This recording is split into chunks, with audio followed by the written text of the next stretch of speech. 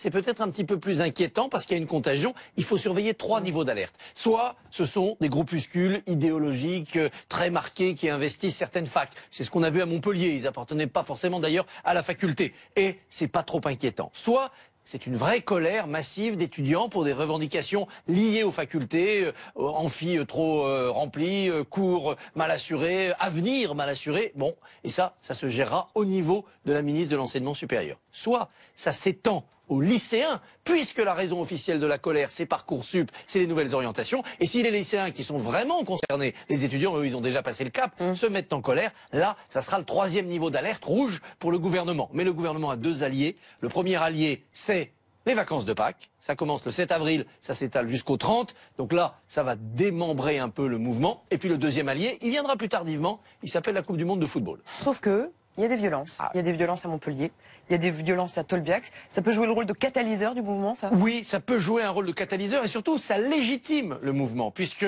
la violence, eh bien, c'est toujours celui qui l'emploie qui a tort. Et en voulant faire les nervis à Montpellier, en croyant que par la force, on allait débloquer la fac, eh bien, les gens qui ont utilisé ces moyens se sont mis du côté du tort.